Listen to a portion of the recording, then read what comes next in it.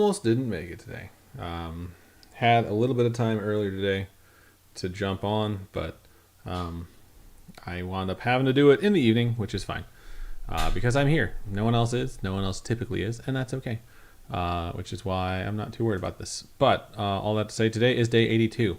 And there was some developments yesterday. So I mentioned on stream yesterday that I was having a little bit of AFib acting up, which is a regular heartbeat that I have. It's something that happened to me back in October, end of September, beginning of October, that hospitalized me. And since then, I've sort of realized I've had AFib a lot longer than I realized. And I just thought it was different things. I thought I had a damaged esophagus, which I have had in the past. And I thought it was causing like a fluttering in my chest. And it used to really bother me. And it's actually resulted in me calling paramedics before. And by the time they got up, it wasn't happening again. Or it was, and they just didn't read the EKG correctly because they're kind of dickheads out in Las Vegas. But yeah, the diagnosis now is like, hey, this is just something that you have. It's non-fatal. It's non-life-threatening, but it can result in you needing to be hospitalized if your pulse winds up going way too fast. And it's not. It's standard. It's doing my normal thing, which is between like 65 and 75 when it's resting, and I can control it pretty well when I'm working out between like 110 and 130, depending on how hard I want to push it. But because I haven't had it happen since I got to the hospital, I'm trying to be a little bit more careful with it. And the wonderful Robin Grace told me yesterday that she really, really felt strongly that I needed to take it easy in the evening. I had a 30-minute row that I needed to do, and I was also pretty nervous yesterday because it's something that I was hoping would have gone away. It started up on Friday, and then having it, every 30 seconds to 5 minutes at the latest. One just a regular heartbeat that you can just sort of feel like a thump, that you just know like, that was off. You know that it's not right. It's disconcerting, especially when you want to be exercising, and it's a bummer. It feels like you have to kind of take some time off when you're really starting to lock in. I've been doing this for 82 days. I haven't had this happen until Friday and Saturday, and now again on Sunday. But yesterday in the evening, I did take the evening off, so I will put up the missed workout beating and take the X on that. But it's a good X. It's something that allowed me to sort of rest and not fret. And I told myself, I'm going up on weight. I know it. Yesterday was a lifting day, so my calorie intake was 1,600, and I did 1,595. So in my mind, I missed 30 minutes of cardio and probably another 150 calories I normally would have burned. And whatever water weight I would have sweated out, which I typically take back in after I work out and I drink. I just felt pretty down in the dumps yesterday. And I woke up today, and I woke up at like 9:30. I made sure I got really good sleep. I wasn't feeling the AFib. I weighed in, and I just bumped something. Luckily, I didn't destroy the stream. But when I weighed in, I was down 2.1 pounds, which is the biggest number I have had aside from the 7th. The 7th, I was 2.2 pounds down. So very relieved to see that. It's something that I kind of needed, especially since I've always said, like, I feel like the weight you lose is not a result of the day before, but a result of the day before that. Which is why when I have like a cheat day where we go see the Anaheim Ducks, like, and I have, a beer and a burger, I don't see it on the next day, but the day after that, like, I have a really good day after the cheat day, and then I see my weight go up, and I think that's kind of the thing. So this is actually a result of my rest day. So I was like really dreading this number, and it came out to be pretty good, which means that tomorrow I'll probably go up, which is okay. Shit happens, but I woke up today. I felt good. I lifted in the morning again. I prefer to lift in the morning, so I get a check mark on that. Ding. I don't know, exercises felt like they were actually hitting the targeted groups that are there. Sometimes I feel like a different muscle group is compensating. Like if I'm doing biceps, sometimes I'm feeling like shoulders are kind of taking it, and same thing for triceps. I'm like, shoulders are kind of taking some of this. But today I just felt like I could feel it in the proper muscle groups, and I was feeling really good about it. But that also meant that those muscle groups were getting a lot more fatigued faster. So it was okay for all my muscle groups except triceps. My triceps basically died in my third set before I got to my max reps, which hasn't happened to me for a little bit. But I felt like I worked them out. Like it felt like it was actually hitting where they needed to hit. So I was very pleased with that. But like about an hour after I worked out, I could feel my AFib again, and it wasn't as frequent as yesterday. I haven't felt it since I started the stream. I haven't felt it since I finished rowing, because I did row this evening, so I get another check mark. Hooray for me! But I felt much better today than I felt yesterday, and I'm hoping that it does subside. And sort of really thinking back on this, even talking through this right now, I'm realizing like this has happened to me since before COVID, well before COVID. So I think I've legitimately had this AFib probably for close to like 8 years. And sometimes I can feel it, and most times I can't. But it did used to freak me out quite a bit. It triggered a lot of anxiety, because I thought like, oh, this is a heart attack. This is the start of a heart attack. There's something wrong with me. But yeah, now I know like this is not life threatening. It's not something that's going to prevent my day to day. When I'm in an AFib episode, they do recommend not doing high intensity interval training. So that's why I'm not really pushing my cardio too hard. When I did my row this evening, I kept it at like 25 strokes a minute. I've been doing like 30, 31, which gets me a lot higher. I've been talking about like, oh, look how great my output looks, and how many meters I went. And today I was like, just do 30. Do 30, nice, easy scenery. Don't do a game, don't do a competition. Just do the workout and, take it easy. Because it's actually really good for AFib for you to do low intensity, steady state cardio. And there's varying opinions, and I need to talk to my cardiologist. I sent a message to my general practitioner regarding the medication I have and whether or not this is for emergency use or for when I just have any sort of AFib. Once she lets me know, I'm also going to ask like, hey, I've been lifting weights again. I feel much healthier and I feel much better about myself since I've been doing it. If I'm in an AFib episode, should I lighten my weight? Should I skip it entirely? Is it okay to keep going? Because some people on the internet say like, you can lift, just don't do heavy lift. Don't do like max out days. And like not to lift super heavy weight. And I haven't really been doing max. I've been doing like 12 to 15 reps in a set, but I want to make sure that I'm not going to make myself worse. Because I will be totally honest in this, and I know this is basically just me talking to myself here, but the day after I got out of the hospital, the start of October, I came home. I felt fine. My AFib had gone away. My heart was back to normal. And like there's this old piece of me that feels like if you're taking a day off of work, and even from when I was a kid, like you're taking a day off of school, like unless you're really, really fucking sick, you're just faking it. And so like I felt like I'm fine now. Like there's this voice in my head was like, I'm fine now. So I went for like a little bike ride, and like I hadn't been working out yet. And I came home, and then I like went to the grocery store, did some shopping. I like went to the mail, dropped some stuff off, went to the gas station, picked up lotto tickets, and came home. And by like 7:00 in the evening, like if you've ever had a day where you're just really exhausted at the end of the day, imagine that, but imagine your body feels so weak you're just trembling, and it's the worst I've ever felt like in my life, and it really freaked me out. And it's kind of like one of the motivating things that made me want to start getting back in shape.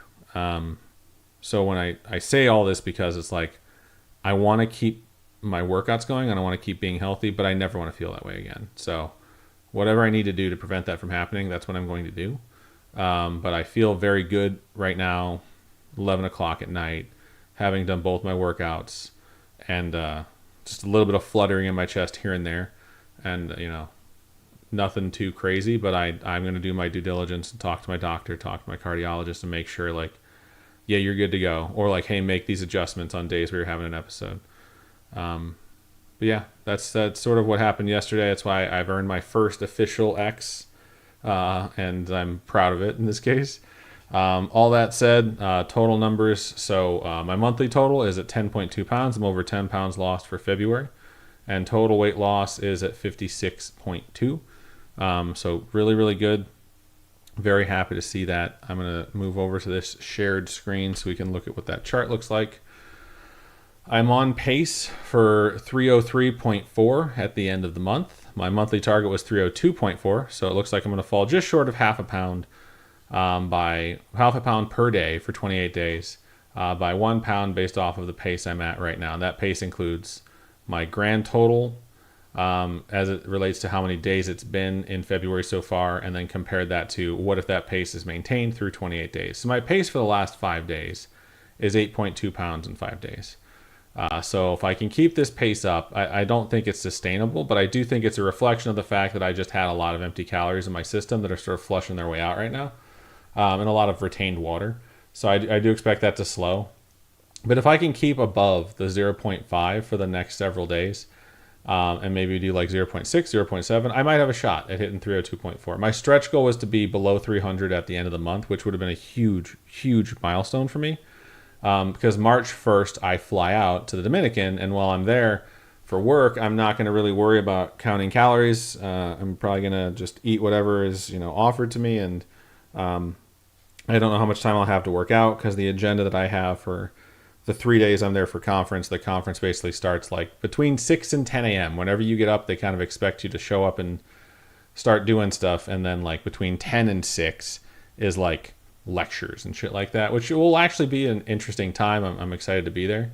But there's not going to be a lot of time for me. Like right now, I take like 30, it's more like 35, 40 minutes for my row. And then my lift is like an hour and 20 minutes at this point. So I don't know how I'm going to work that in or if they'll even have any of the equipment that I would need. So I'm not going to concern myself about it. I'm not going to like kill myself to try and, find some way to replicate my exercises. I'm just going to start March in a deficit. I'm going to come back and, probably be based on what happened out in Las Vegas. I'll probably be around 5 or 6 pounds heavier than when I left. And then we'll just work our way. But I do think we get below 300 in March. That'll be a big milestone. And it would have been kind of cheap to get just below it, like 299.9, and then fly out and come back, and suddenly I'm like 305 again. It's like, oh, okay, I have to do this all over again. So,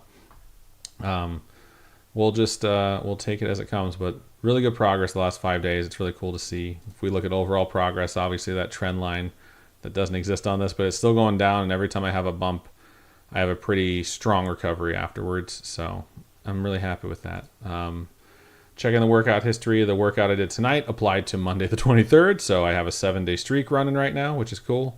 I have 8 weeks in a row, so it's my best streak. It's my current streak. So basically every week since I have owned this machine, I have rode, and in most cases rode for like 5 to 6 days. And even when I'm like out of town, I got all the days that week before and all the days since. So I've done pretty well. 104 output. This evening, even when I wasn't really pushing it. Yesterday I did 125. So, and then for comparison's sake, for my warm-up 10 minutes, I did 45 output yesterday, and then for today I did 37 because I'm just trying to take it a little bit easier and not push too hard, not stress out the old ticker. So, but the big reason I had to stream was because I don't want to lose my Wordle streak. And is today clout day? It is not. Didn't go very well either. All right, seeing that, my first instinct is it's going to go UA. However, the S is, I always think suave when I see this combination. The S is gone, the E is gone, so we get to bring in something like the Q. Lots of stuff with QUA. Quack is the first one that comes to mind, but that's not going to work here. Quank. Quaff. What about quaff? All right, the UA is correct, the Q is not, so that narrows it down slightly. No L. Interesting.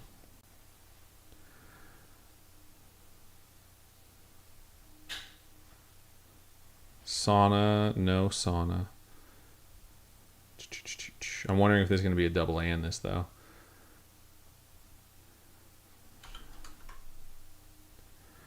Thinking GUA. The no C is very interesting too.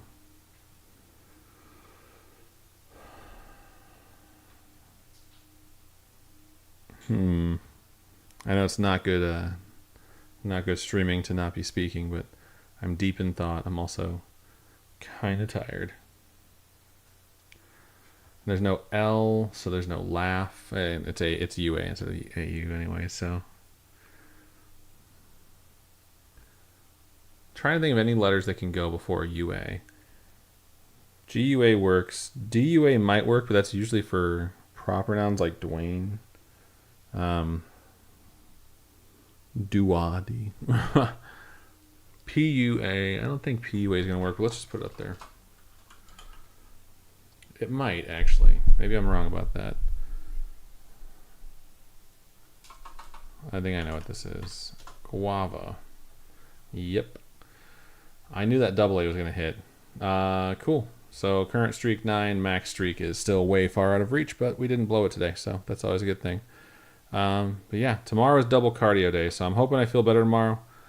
If I do feel better and I'm not feeling this AFib, I will probably still take it easy on the rower and just do scenic tours rather than competitions. But if I can go a few days without having the AFib, I'll probably get back to it. I think what's triggered it is my Coke Zero. I drink a lot of Coke Zero. I had taken a break recently to just sort of flush it out of my system because I think it's good when you're drinking any sort of diet, anything with artificial sweetener, especially. That you just sort of give yourself like a week of water. And I just did that. I went out and bought some soda Thursday. And then I had one on Thursday, and then I had like 3 on Friday, and then got super stressed at work and with some stuff outside of work. And then I could feel it again. And I'm just like, stress and this, not sure what it was, but apparently artificial sweeteners have a serious effect on folks with AFib, and it can increase your risk of AFib for folks who don't have it, depending on how much you drink. And I've been a fucking Coke Zero fiend my entire life, since it existed, basically. And I get Coke Zero caffeine free because I thought that would be good enough if I cut the caffeine out. But as long as there's sweetener in it, it's not going to be good, so. Sucks. But it is what it is. I'll just drink water until this goes back to normal, and then I'll be very, very sparingly drinking Coke Zero from now on.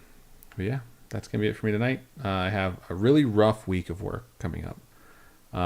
Very high stress. And that'll lead into one day for a weekend, which then leads into 14 hours of travel, and then on-site conference, which will actually be a lot more relaxing than if I was working from home, because the conference is happening at the beginning of the month, which is the craziest time for me.